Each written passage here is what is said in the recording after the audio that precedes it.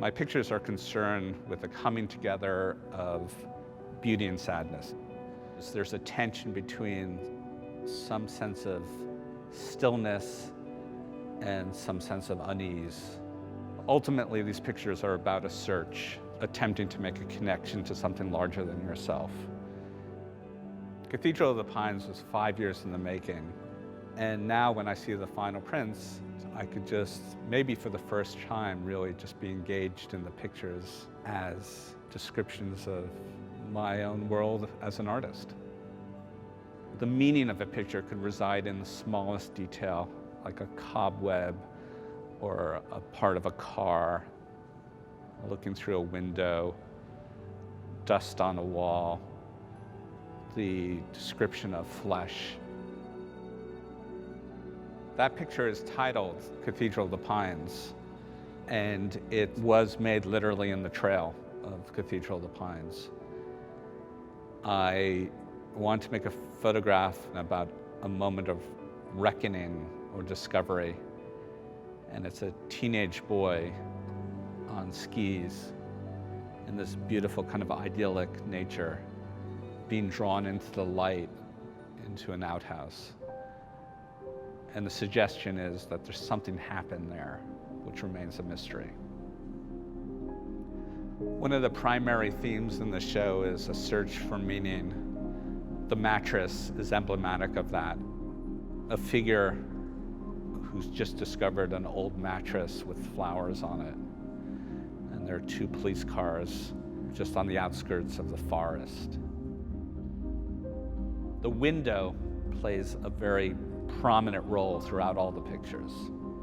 There's always a tension between interior and exterior space, between the domestic and wilderness.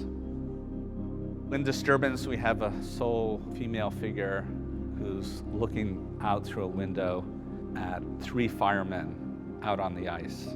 It really is about the intersection between interior and exterior space and witnessing something that is separate from you, that brings you concern.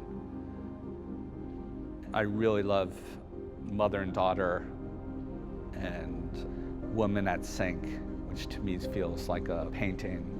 It feels very classical. Everything in the picture means something, so I want a heightened sense of description, absolute focus, and pure resolution. I don't want anyone to think about anything photographic when they're looking at the pictures. I want them just to fall into the world. So I don't want a viewer to be aware of grain or unfocus or anything that will disrupt the perfect beauty of a picture. I want the pictures to have a certain intimacy, and I want the viewer to come up very close to it.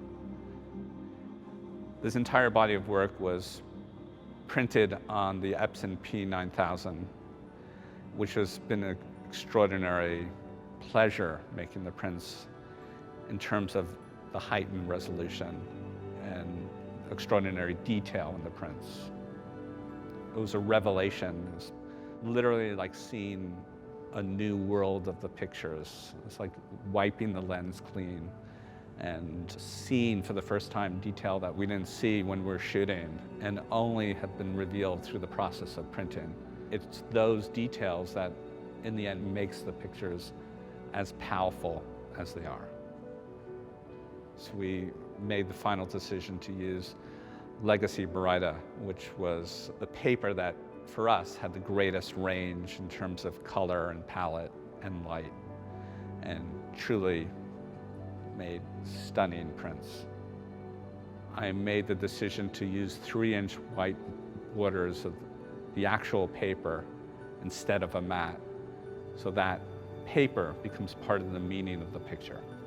Well, it's really important for me as an artist that my pictures endure, and with this particular combination of inks and paper, I'm assured of that. Every artist has one central story to tell, and the Epson technology allows me to tell that story with the greatest clarity and description, and allows me to define my own legacy.